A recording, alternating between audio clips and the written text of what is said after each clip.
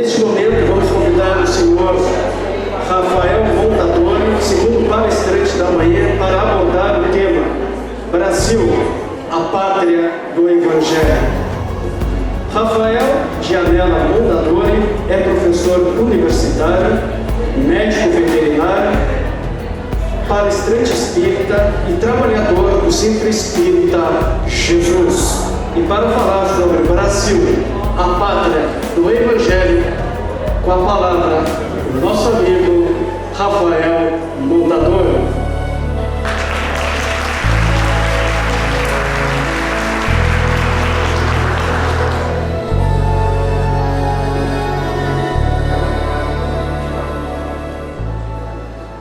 Muito bom dia a todos.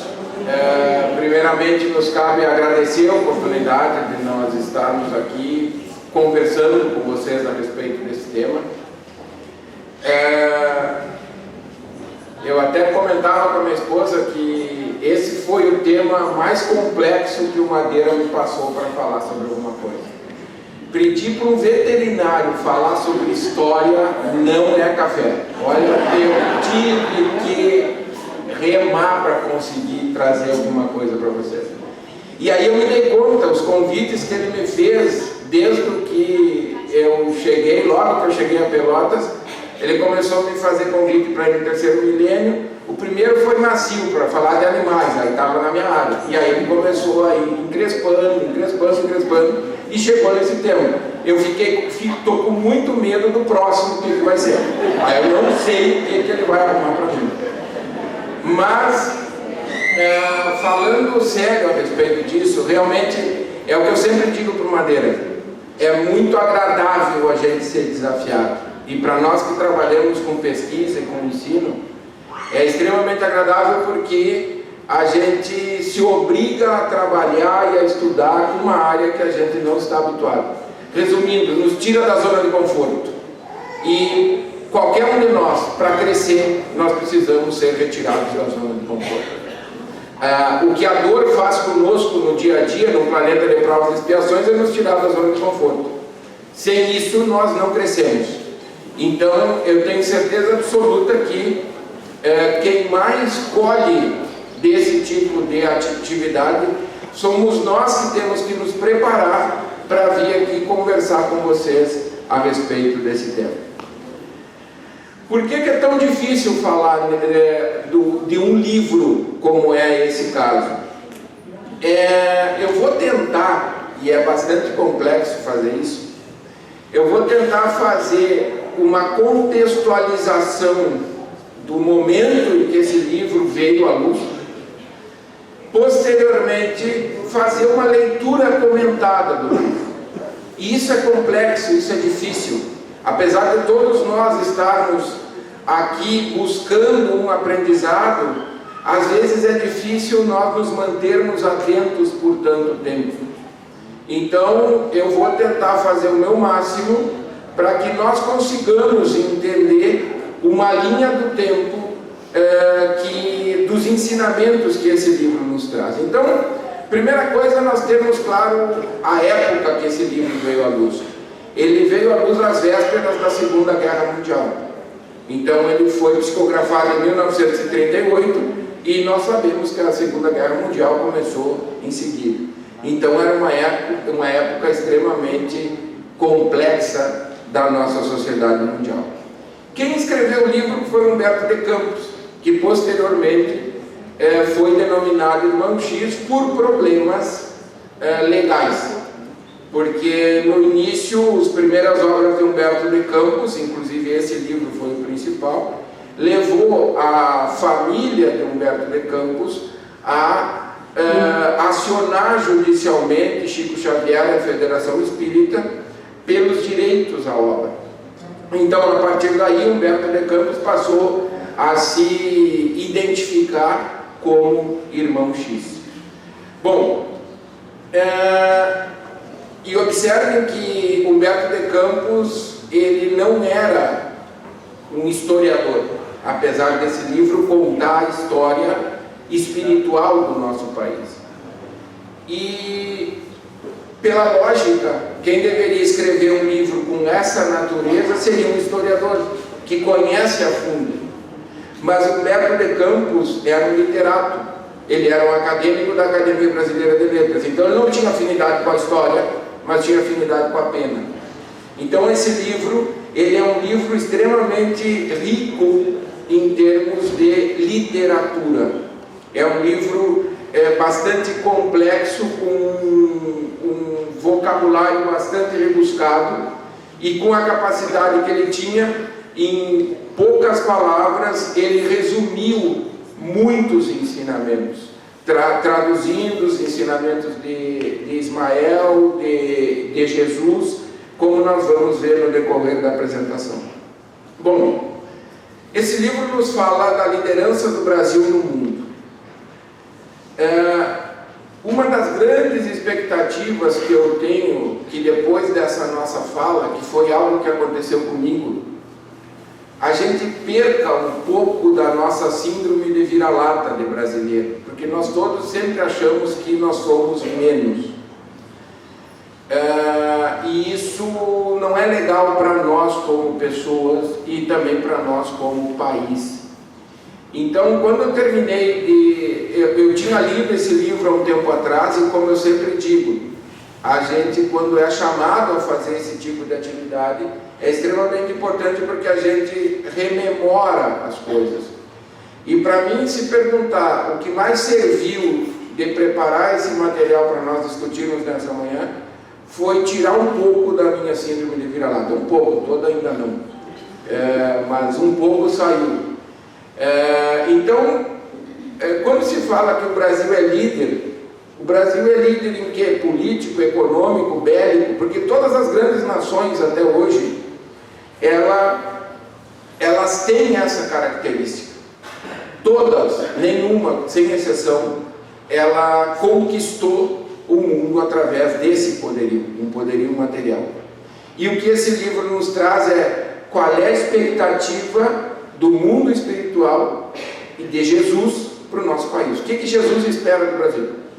Então, espero que no final dessa nossa conversa nós tenhamos compreendido qual é o nosso papel. E aí nós vamos ver que a nossa síndrome de vira-lata se reduz um pouco. Então, todas as grandes nações do mundo se fizeram com espoliação e violência, sem exceção.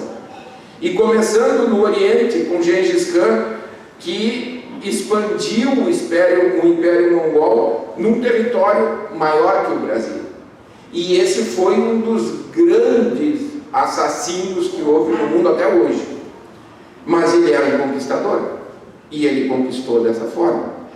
Depois, nós tiveram as outras grandes impérios, Grécia e Roma, um pouco antes, e depois os grandes impérios europeus, Inglaterra, França, Espanha e Portugal, por fim. E tudo isso foi conquistado a um custo que nós todos conhecemos. E aí que fica complexo, porque quando eu comecei a estudar mais a fundo o livro, e por isso que eu digo que foi uma tarefa grande para mim, porque eu não sei nada de história, eu sou veterinário. E no colégio, história para mim era uma disciplina que eu levava meio assim, como Deus queria. Ia meio indo, empurra daqui, empurra dali, e terminei o colégio. Depois nunca mais vi. Então, cada evento histórico que eu me deparava, eu tinha que dar uma olhada e ver o que tinha acontecido, para poder ter um pouco mais de segurança para conversar com vocês. Então é muito difícil, volto a dizer, não é uma situação cômoda para mim estar falando de eventos históricos que eu não tenho conhecimento profundo. Porque eu estou acostumado a falar de temas onde eu me sinto confortável na universidade. Porque é uma coisa que eu estudo há muitos anos, então eu estou confortável.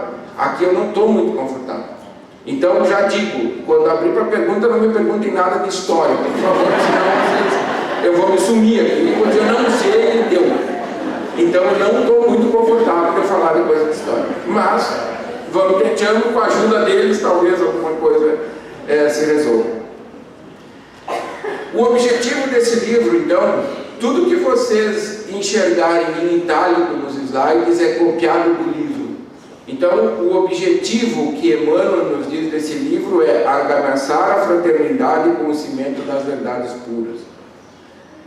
Observem que não tem nada a ver com materialidade, com superficialidade, fala em verdades puras. Então esse é o objetivo, tá? Argamassar a fraternidade, ou seja, nos tornarmos realmente irmãos indissolúveis. Essa é a ideia. Bom, tendo essa ideia de quais são as grandes nações e como essas grandes nações se formaram, nós vamos começar a trabalhar na questão do Brasil, que grande nação é ou será o Brasil segundo essa vontade do mundo espiritual. Então, ainda no prefácio do livro está escrito isso aí: pensadores e artistas notáveis contaram as reservas do gigante da América. Espírito analítico não passou da esfera superficial das apreciações, porque não viram o Brasil espiritual, o Brasil evangélico, em cujas estradas cheias de esperança, luta, sonha e trabalha o povo fraternal e generoso, cuja alma é a flor amorosa de 3 raças tristes. Então, a beleza desse escrito, a pureza dessa letra, já nos dá uma levantada no ânimo. Ele se apropria dessa frase de Olavo Bilac, a flor amorosa de 3 raças tristes, e mais adiante nós vamos entender o porquê que é isso, como que isso aconteceu. E até hoje, esse espírito analítico não passou da esfera superficial, porque nós não enxergamos o que está acontecendo no mundo espiritual. Como foi dito pelo Marcelo, nós estamos cada vez nos tornando menos materializados, mais próximos ao mundo espiritual, cada vez sentindo mais, mas nós estamos muito longe ainda de conseguir interagir com naturalidade com a nossa verdadeira vida. Então nós estamos numa situação que a gente não consegue ainda passar da superficialidade. Que o Brasil tem riqueza material, isso aí está muito claro. Tanto riqueza para produzir alimento, quanto riqueza mineral e etc. Agora, essas são as verdadeiras riquezas do Brasil? Nós admitirmos isso, nós espíritas, é a mesma coisa que nós admitirmos que a nossa verdadeira riqueza é o nosso corpo físico. Que a nossa verdadeira riqueza é a nossa casa, o nosso carro, o que nós temos no banco. Então, no momento em que nós admitimos e nós reconhecemos que a nossa verdadeira riqueza não é ter e sim ser, aí nós vamos ver que o Brasil, ele não é o que ele tem, ele é o que ele é, o seu ser, o sentimento do país, o que nós não enxergamos. O Brasil é um país extremamente rico também no material, mas é também no material. A principal riqueza do Brasil não é a material, conforme nós vamos ver no decorrer da nossa conversa de hoje. Então, o que é dito ainda no prefácio do livro? O país escreverá a sua epopeia de realizações morais em favor do mundo. Hoje nós estamos escrevendo a nossa epopeia de realizações materiais, porque hoje nós fornecemos comida para o mundo. Nós temos esse papel extremamente importante no mundo material. E gradualmente nós vamos ir migrando, e aí é outra questão que nós vamos comentar um pouco, que esse livro também me trouxe uma reflexão. Em quinta-feira, lá na nossa casa, no núcleo 1 lá da nossa casa, que é um núcleo pequeno, me veio um sentimento importante a respeito da temporalidade. Então nós vamos, quando a gente estuda esse livro, a gente se questiona sobre qual paradigma eu vejo o tempo. E espero que eu consiga passar um pouco para vocês do que eu senti quando estudei esse livro. Depois nós voltamos um pouco a isso. Bom, ainda continuando na questão do livro, esse pesquisador, inclusive, é um pesquisador alemão importantíssimo até hoje, tem um programa de bolsas do governo alemão com o nome dele. Ele esteve aqui na América do Sul entre 1799 e 1804. E é isso aqui que eu digo das coisas. Aí eu vi o nome do cara lá no livro, eu digo, tá, então vou ter que ir lá na internet, ainda bem que tem o Wikipedia hoje em dia, porque se não tivesse, eu ia precisar de uns 4 meses para preparar esse troço. Aí o bom é isso, tu bota lá na internet a Wikipedia e te diz quando que o cara esteve aqui, o que ele fez. E esse pesquisador esteve aqui entre 1799 e 1804, e lá no Amazonas ele percebeu que realmente o Brasil é o celeiro do mundo e que vai suprir as necessidades materiais do mundo. Porém, nós temos, e isso está escrito no livro, que nós temos que o Brasil é o celeiro das claridades espirituais, crença e fé raciocinada. Então, como reforçando, nós, além da riqueza material, temos também esse nosso papel imprescindível na moralidade do mundo. Bom, o livro nos conta exatamente como e o que ocorreu para que o Brasil fosse considerado isso. Por que no mundo espiritual nós somos considerados o celeiro das claridades espirituais? E falando isso, me vem uma questão importante. Nós somos o celeiro das claridades espirituais do mundo. Isso pode ter 2 formas da gente enxergar. A primeira é nós ficarmos achando a última bolachinha do pacote, dizer, ó, nós somos tocha e vocês vão ter que... Isso é uma postura que pode se ter, nós somos isso. E a outra postura, que é a que deve ser a nossa postura de espírita, é a nossa responsabilidade.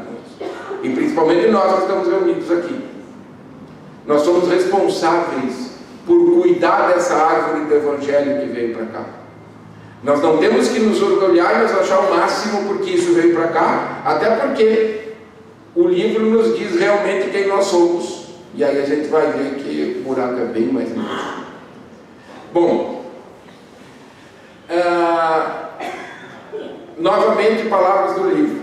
Jesus transplantou da Palestina para a região do Cruzeiro a árvore magnânima do seu Evangelho, a fim de que seus rebentos delicados florescessem de novo, frutificando em obras de amor para todas as criaturas. Bom, primeira coisa, nós temos que entender que árvore é essa. Segunda coisa, nós temos que ter muito claro que transportar uma árvore adulta não é tarefa simples. E não só transplantar essa árvore, tem que transplantar e, como diz aqui, fazer com que seus rebentos floresçam de novo, ou seja, ela tem que frutificar essa árvore. Não adianta ela só vir para cá, ela tem que frutificar.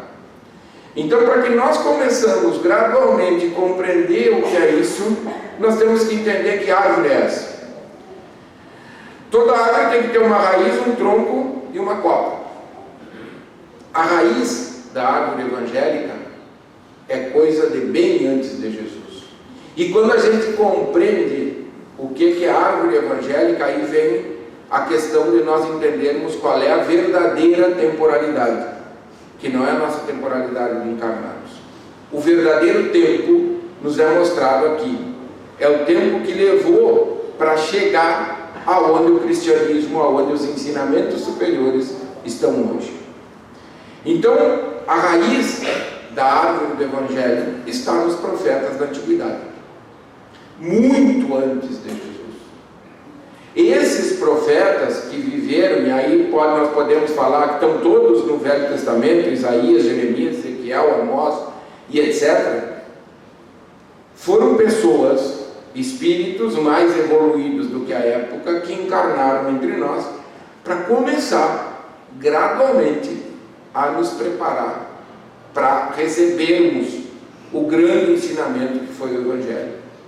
Então, esse pessoal, eles eram questionadores por natureza, numa época onde nós, humanidade, éramos extremamente materializados, muito mais do que hoje somos. E quando eu estava vendo esses nomes aqui, eu lembro, e isso é uma outra questão minha, Eu lembro dos milagres, mas eu não lembro dos santos. Eu lembro das histórias, mas não sei aonde eu li, não lembro o nome das pessoas que são envolvidas, etc. Mas a história eu lembro. Mas aí vem o que também o Marcelo estava falando da aprendizagem significativa. Aquilo precisa nos tocar na emoção. O nome das pessoas não me toca. Agora a história me toca. E isso eu fico guardado. Agora, quem foi o profeta que contou a história, para mim não faz diferença. Porque volto a dizer, eu sou veterinário, não sou historiador. Se eu fosse historiador, talvez saber o nome do cara fosse importante, mas para mim não é. Então, um desses profetas, isso eu falei quinta-feira lá no núcleo, a Cleusa vai ouvir pela segunda vez essa história, mas tudo bem. Um desses profetas, ele questionou um dos senhores. O que aconteceu? Era um senhor, e isso nós estamos falando em milênios antes de Jesus. Era um senhor que tinha, naquela época, os senhores tinham tudo o que eles queriam, mulheres, dinheiro, tudo que eles queriam, todo mundo vivia para servir a ele. Então ele podia ter a mulher que ele queria, do local onde ele dominava. Só que ele estava afim da mulher de um general dele. O que ele fez? Arrumou uma guerra, mandou o general para o general morrer. O general morreu e ele ficou com a mulher do general. Isso foi o que o senhor fez. O que o profeta fez? Pediu licença e foi perguntar. Chegou para ele e disse assim: senhor, o que o senhor acha de um indivíduo que tem 100 ovelhas e vai lá e mata o seu vizinho que tem uma ovelha para ficar com aquela ovelha? Esse indivíduo cometeu um crime ou não? Mas claro que cometeu. Se ele tinha tanta ovelha, para que ele queria essa uma? E qual era a punição para esse indivíduo? A pena de morte. Ele não podia matar o outro. E aí o profeta disse para o senhor: então o senhor tem que se matar? Porque o senhor fez isso? O senhor mandou o seu general para a guerra para ficar com a mulher dele. Então, e assim eram os profetas. Eles reagiam, eles tinham uma visão, essa questão da responsabilidade, do que olhar, o que plantar, isso eles tinham, e que a sociedade média da época não tinha. Então eles foram semeando isso no decorrer de séculos e séculos e séculos. Um pouco antes de Jesus, nós tivemos Sócrates. E há pouco foi falado, reforma íntima. Reforma íntima não é invenção de Jesus. O primeiro que nos disse reforma íntima foi Sócrates, que não escrevia, não deixou nada escrito. Todos os ensinamentos dele foram deixados por Platão, que foi discípulo dele e que deixou as coisas escritas. Então, isso nos mostra que a raiz do nosso Evangelho, ela vem de todos esses que se sacrificaram nesse período. Nós temos Moisés, que trouxe os 10 mandamentos e que era o profeta vigente à época que Jesus esteve entre nós. Então, essa é a raiz da árvore que veio para o Brasil. Depois vem o tronco. O tronco é Jesus, é a parte mais que sustenta toda a árvore, sustenta tudo que nós enxergamos. E ele disse: eu não vim destruir a lei, ou seja, eu venho construir em cima de algo que já está pronto. E aí vem a questão da temporalidade. Observem quanto tempo e quantos profetas e quantos se sacrificaram para que pudesse chegar um momento em que Jesus dissesse isso. Que ele pudesse, nós pudéssemos pelo menos ter os embriões dos ensinamentos e dos entendimentos, para que esses ensinamentos não se perdessem. Então, Jesus nos trouxe a lei do amor. Jesus nos trouxe a substituição do olho por dente, do olho por olho, dente por dente, por oferece a outra face. Muito difícil para nós entendermos isso até hoje. Imaginemos isso há 2000 e tantos anos atrás. E como são ensinamentos extremamente profundos, extremamente difíceis de ser compreendido na nossa materialidade, isso vem gradualmente sendo compreendido por nós. E a gente sabe muito bem E nós vamos ver uma passagem do livro que nos traz isso com muita clareza. O Evangelho foi deturpado pela humanidade, por poder e por dinheiro. Agora, isso nos parece negativo, só negativo. Porque o que nós, humanidade, fizemos com o Evangelho?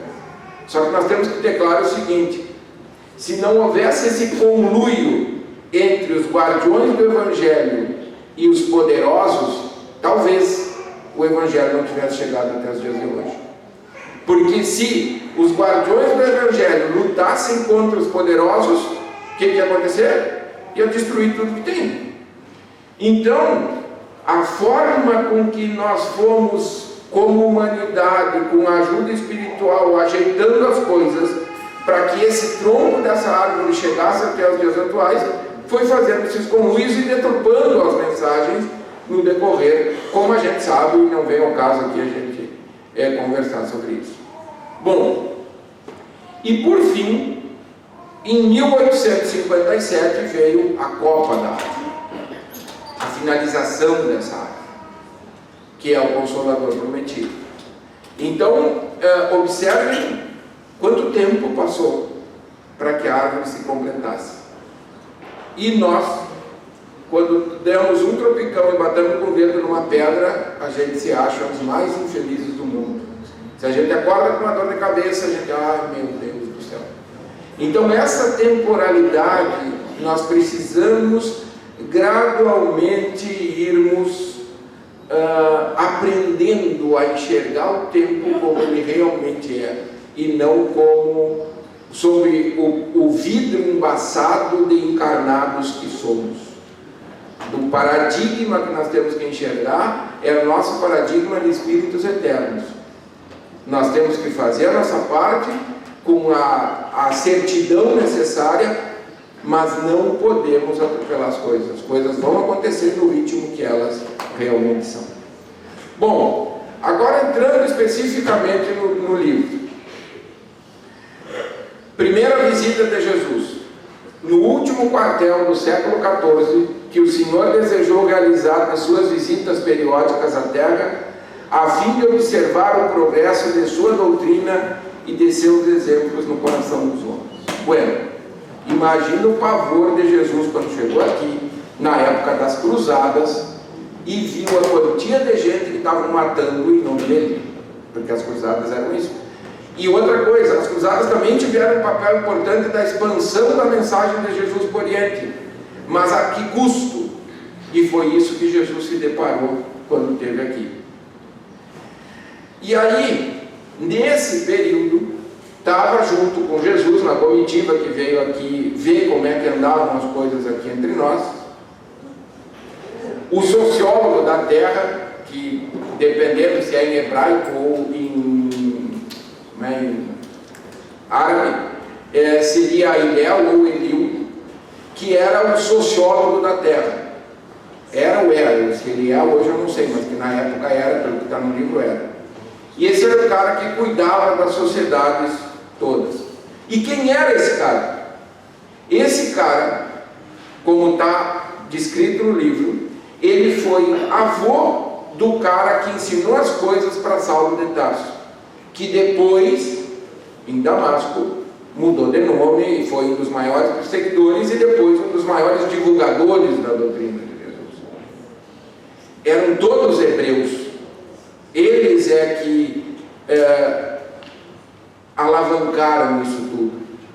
Então, o que esse cara que era o responsável por aqui, e aí nós estávamos há pouco falando de educação, que o Marcelo nos trouxe esses ensinamentos sobre evangelização, e esse livro também nos mostra a pedagogia de Jesus.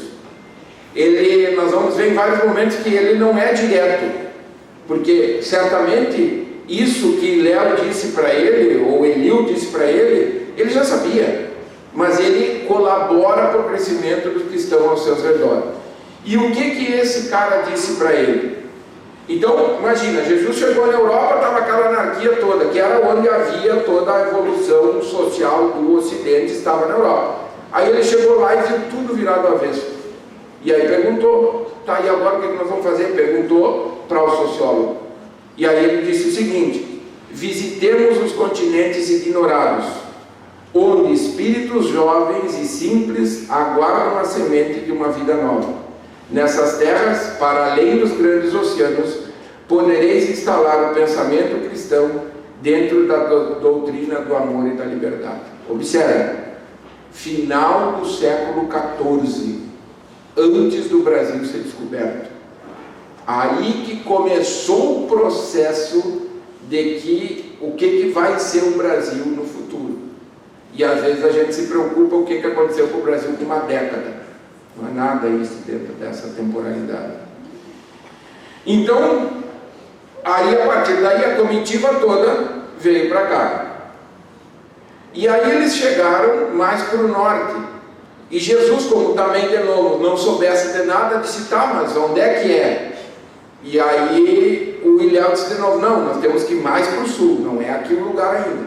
E aí vieram mais para o sul, onde hoje é o Brasil.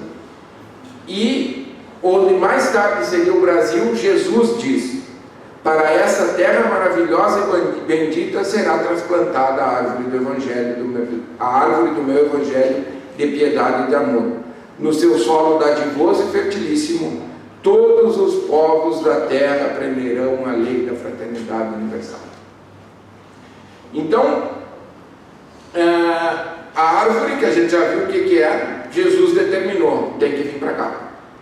Bom, e começamos aqui a entender um pouquinho mais do que está acontecendo hoje a partir dessa determinação que aconteceu lá no final do século XIV. O povo do Brasil é um povo fraterno, mundialmente reconhecido já. Qualquer sociedade do exterior que eu conheça, elas são muito mais segregadas que a sociedade brasileira. Eu tive a oportunidade de viver um ano no Canadá, que é um país extremamente acolhedor, mas mesmo lá as sociedades são segregadas. Tem os núcleos que vivem os chineses, núcleo que vivem os indianos, núcleo que vivem os brasileiros, e assim vai. Não se mistura as coisas. O Brasil não. O Brasil é um país que mistura, é um país fraterno, é um país que recebe realmente. E não dá só lugar e oportunidade de viver. O brasileiro recebe. Nós somos fraternos. Então isso é algo que nós já alcançamos dentro desse nosso papel. E nós somos usados como exemplo de povo fraterno ao redor do mundo.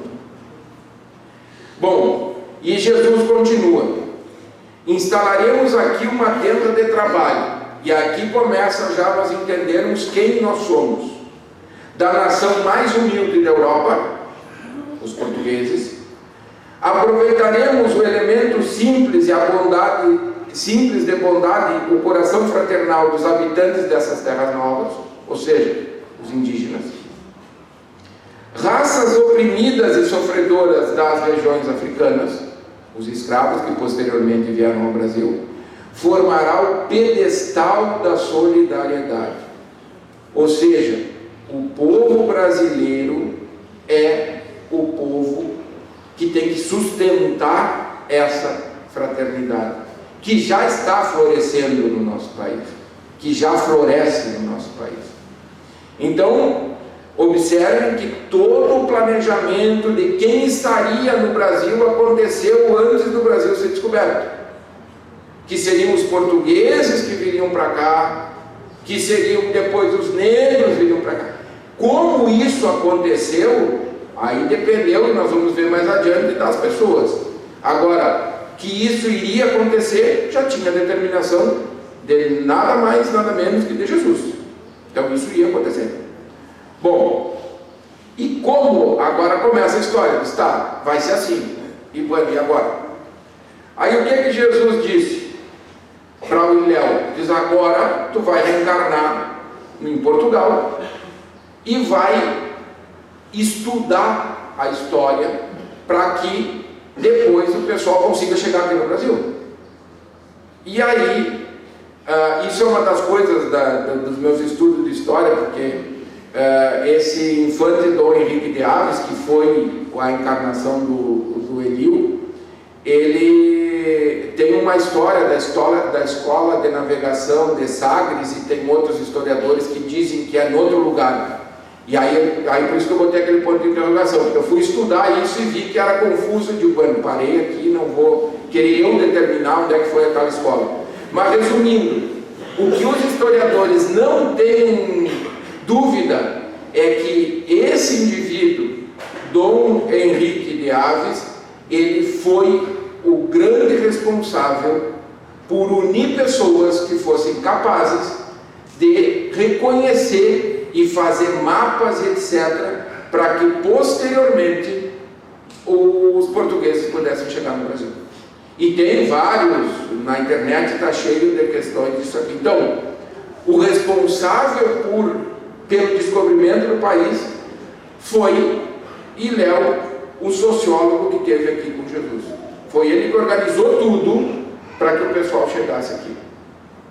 Então, observem a nossa responsabilidade. Foi o cara que estava do lado de Jesus que organizou tudo para o pessoal vir para cá. Bom, e como eu comentei, esse povo era todo um povo hebreu. Todo mundo que organizou tudo isso eram hebreus. E aí, só um parênteses, eu acho que todos nós assistimos esse filme, o nosso lar, que foi fundado em meados do século XVI, ele tem o formato da estrela de Davi, que está na bandeira de Israel.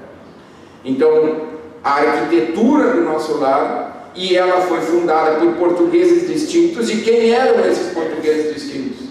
Os primeiros hebreus que tiveram reencarnados no Brasil, que eram reencarnações desses hebreus ilustres do passado, que foram os responsáveis pelo descobrimento do nosso país. Outro dado extremamente importante que a gente precisa se atentar: nós vivemos na América. Lá em cima tem gente falando inglês e um pouco de francês.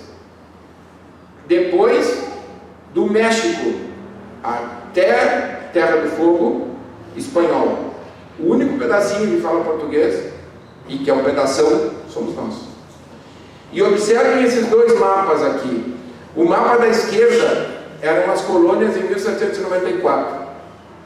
O único verdinho ali é o Brasil. Todo esse resto em vermelho foi extremamente dividido. Foi tudo picado em diferentes países.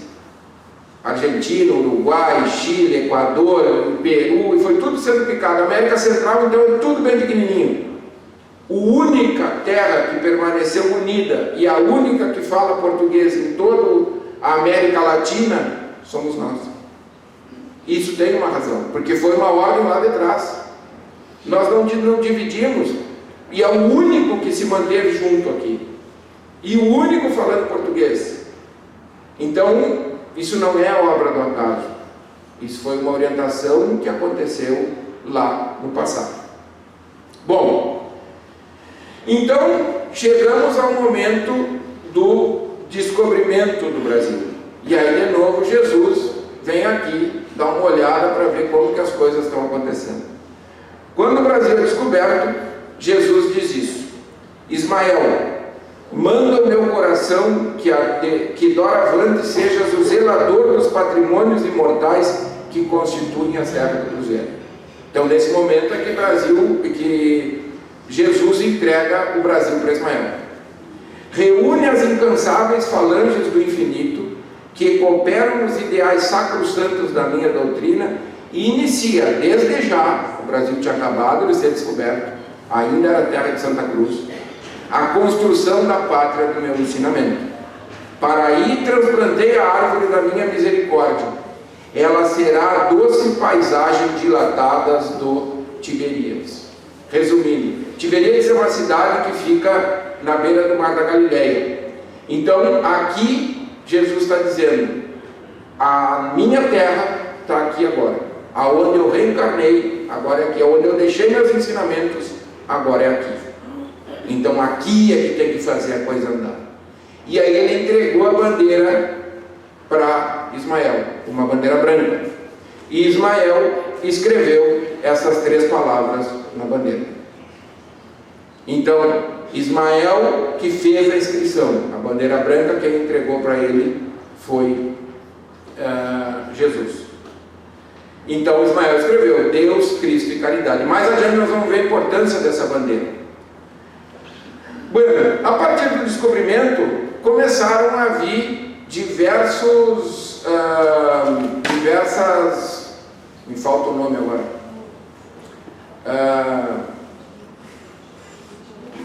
me ajudem. Personalidades, mas eles vieram em caravanas, que seja, exatamente isso. Que vinham para cá, de lá de Portugal vinham para cá. Mas isso, são as caravelas que trouxeram as pessoas para cá para começar a conhecer essa terra. E todos, sempre a partir daí, Ismael ia lá e dava uma ajeitada lá em Portugal, tá, vocês embarcam. E aí vinha um lote para cá. De novo ele ia lá, juntava mais uns e embarcava para cá. E aí começou a vir essa galera que está aí no nome deles, para começar a botar as coisas nos eixos aqui. Bueno, passa um tempo, esse povo vindo para cá, e ajeita daqui, ajeita dali, e Ismael se apavorou. E aí ele se apavorou e foi falar com Jesus. E aí ele disse isso aqui para Jesus: Senhor, sinto dificuldades para fazer prevaleçam os vossos desígnios nos territórios onde pairam as vossas bênçãos dulcificantes. Os donatários dos imensos latifúndios da terra de Santa Cruz fizeram-se à vela escravizando os negros indefesos de Luanda, da Guiné e de Angola. Chegam à pátria do vosso evangelho como se fossem animais bravios e selvagens, sem coração e sem consciência. Imagina, Ismael, um anjo, se apavorou com o negócio que ele estava vendo e foi pedir para Jesus: disse, me dá uma mão, porque eu não estou dando conta. O que eu vou fazer com aquela gente lá? E observem a resposta que Jesus deu para Ismael. Ismael, acerena teu mundo íntimo no cumprimento dos sagrados deveres que te foram confiados. Homens têm a responsabilidade pessoal nos feitos. Não podemos tolher-lhes aí a liberdade. Imagina, Jesus diz que não pode fazer nada. E o que nós fizemos? A gente quer que todo mundo se comporte como a gente acha que tem que ser. E Jesus diz: não tem o que eu posso fazer. E os caras estavam escravizando, matando gente. E Jesus disse: olha, cada um por si, cada um é responsável pelos seus atos. Agora nós, quando vemos alguém tomar alguma atitude que nós não estamos de acordo, olha que absurdo, fulano fazendo, a fulana, como é que pode, mesmo dentro da casa espírita, dentro de tantos anos, continua agindo desse jeito? E olha o que Jesus nos ensina, para quem estava matando e escravizando seus irmãos. Não é nem falar mal do fulano, da doutora cigana, estão matando. E Jesus disse isso para nós: não podemos tolher-lhes aí a liberdade. Para isso existe a justiça divina. O homem branco da Europa terão a liberdade de humilhar os seus irmãos em face da grande lei do arbítrio. Então isso é o ensinamento de Jesus. Mas, não satisfeito, Ismael, apesar de anjo, não é Cristo.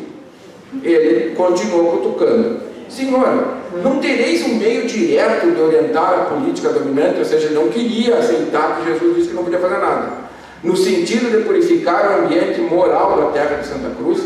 Ismael queria dizer: vai lá e mete teu dedo e ajeita, faz tudo parar.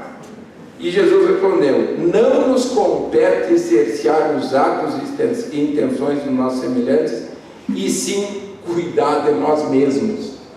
Olha o que Jesus disse para quem estava matando e escravizando gente: olha para o teu umbigo, meu amigo, e faz o teu papel. Não adianta, eu não posso mexer nisso. Jesus disse isso. Então os portugueses estavam escravizando e matando indígena, etc. E Jesus disse, eles vão ser responsabilizados pelo que estão fazendo. O resumo é isso. Eu não vou fazer nada, mas eles vão ser responsabilizados.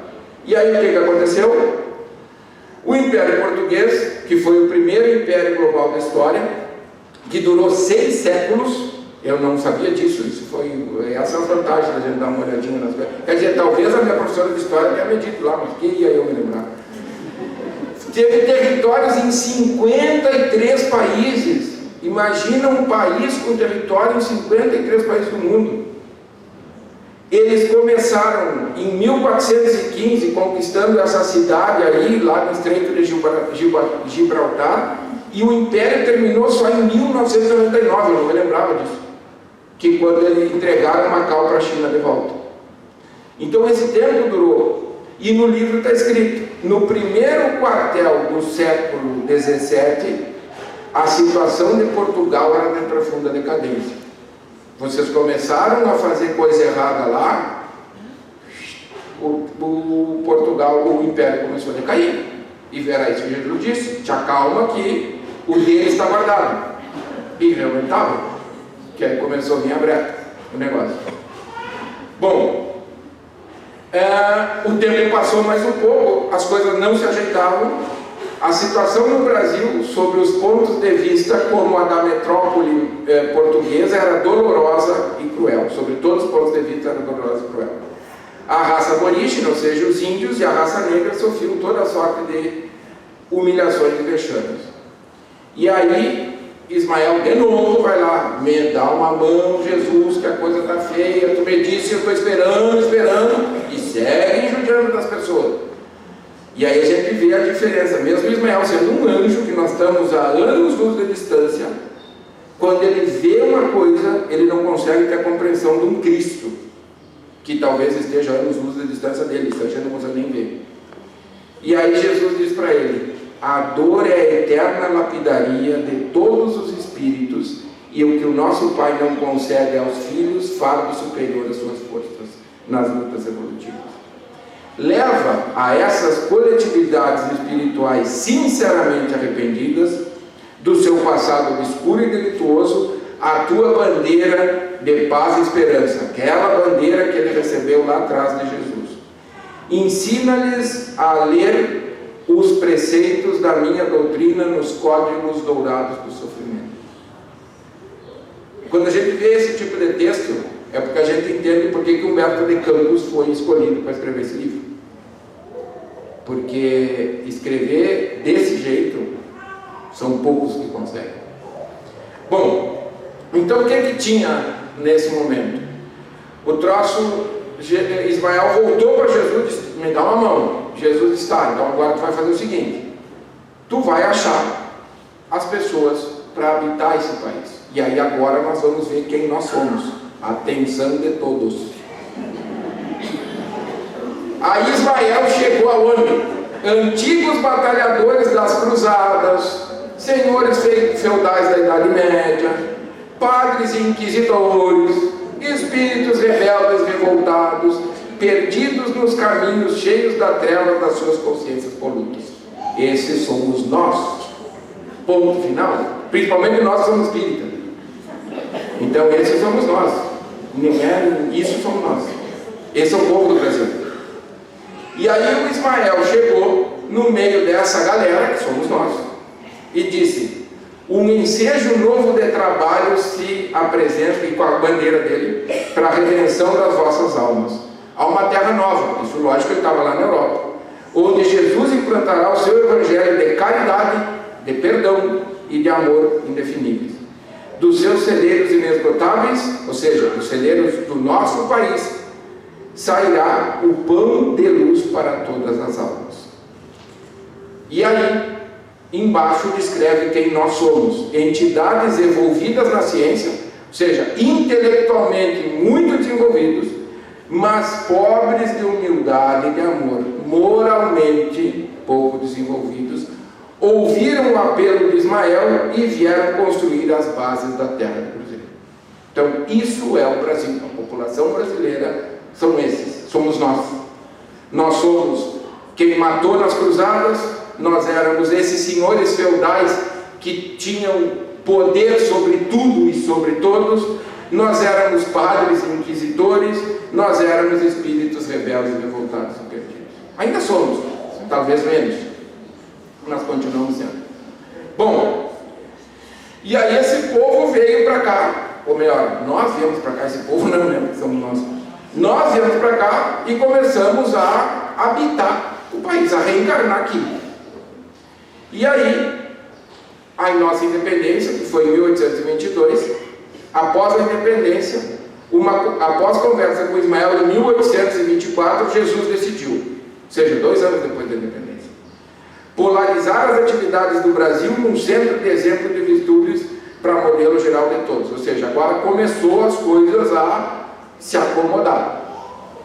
E quem que ele chamou para ser o centro de exemplos e de virtudes? O cara que enfiou a lança no coração dele. Foi esse que ele chamou, que é Longinos. Então ele chama Longinos. Entre as nações do orbe terrestre, organizei o Brasil como coração do mundo.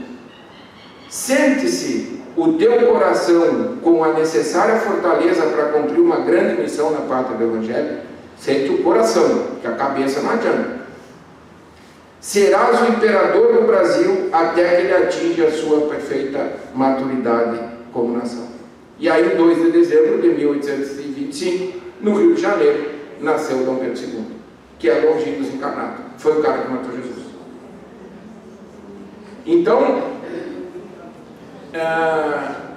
e também, eu não trouxe para cá, mas Jesus foi claro: se tu cumprir a tua missão, essa é a tua última encarnação, porque ele já vinha, para ele passar uma missão dessas, depois do que Longinos fez, ele já vinha passando por diferentes reencarnações e já se aprimorando.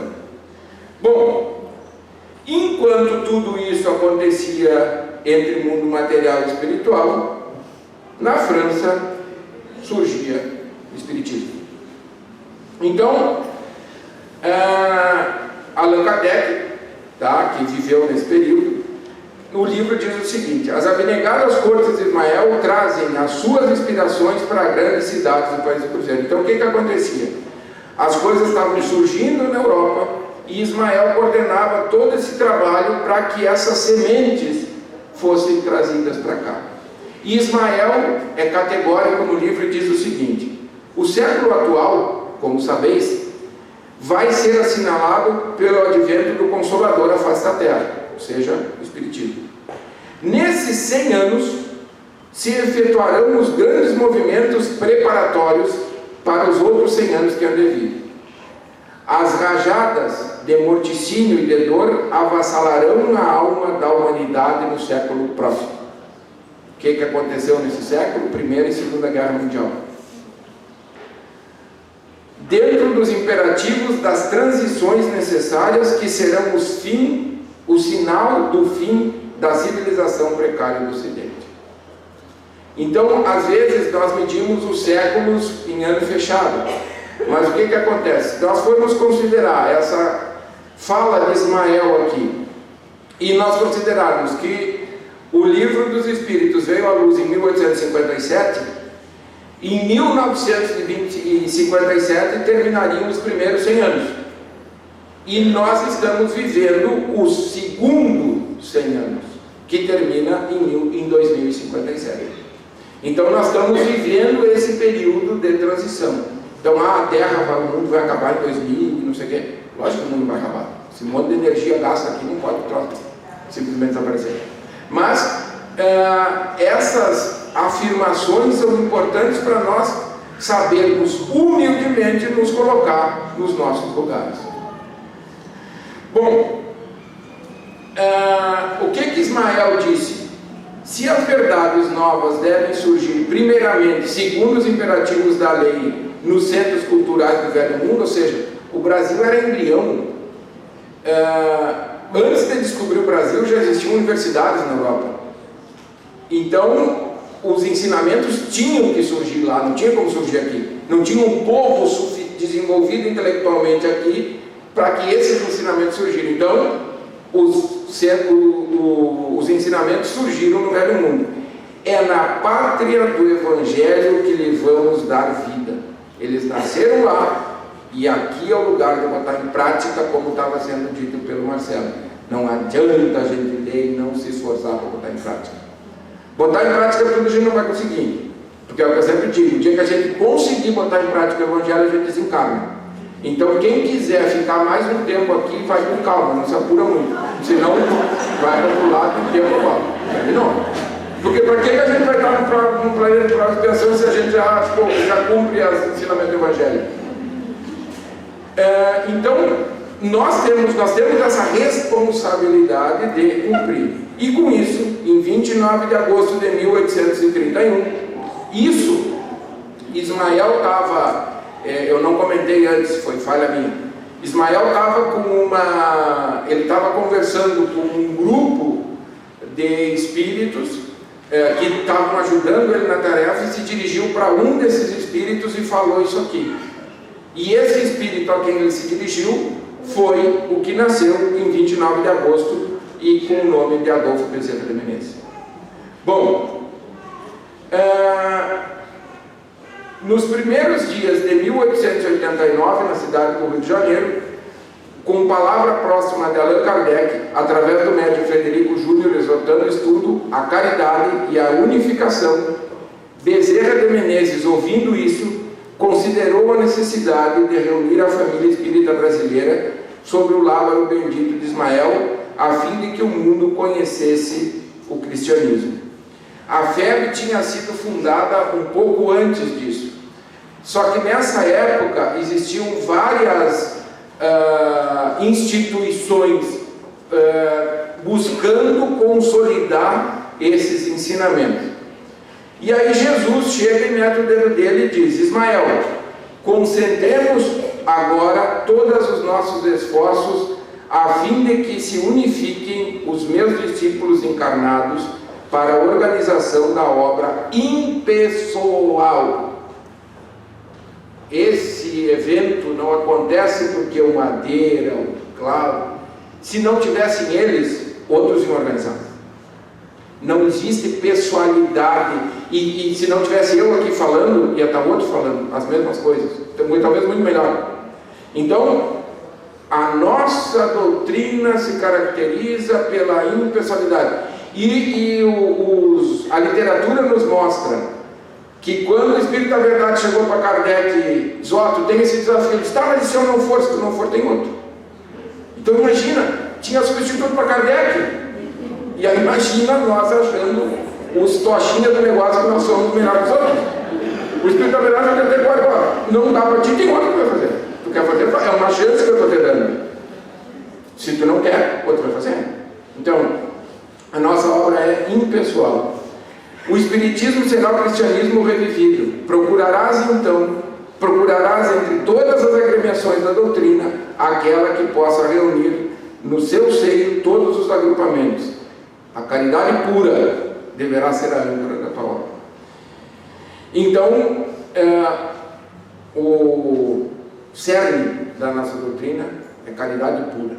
Então, em julho de 1895, Bezerra de Menezes assumia sua posição de diretor de todos os trabalhos de Ismael no Brasil.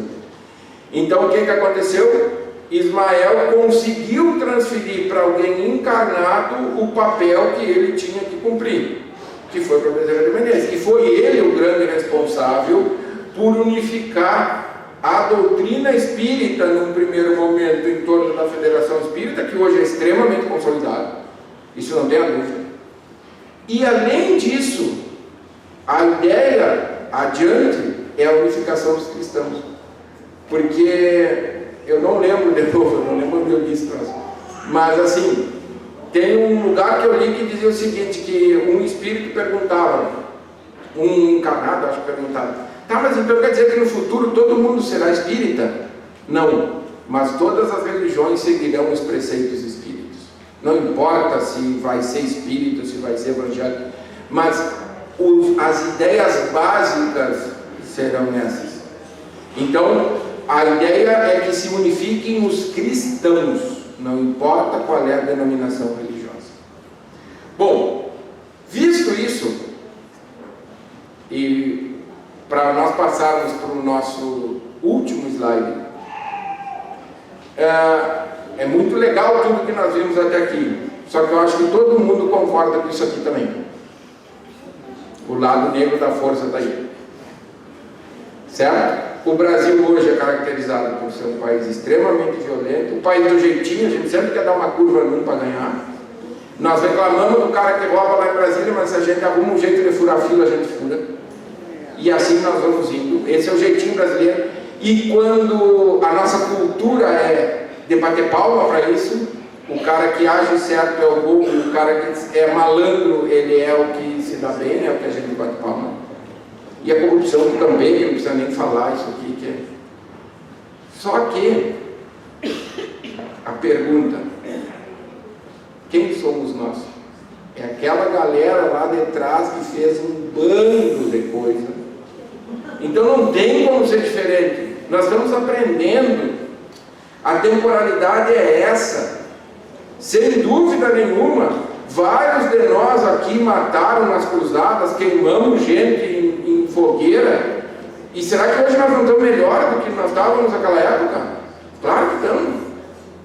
E o Brasil, por ser o coração do mundo e a pátria do Evangelho, ele é o maior, ou seja, o melhor hospital para nós nos recuperarmos. E para o hospital não vai quem está são, vai quem está doente.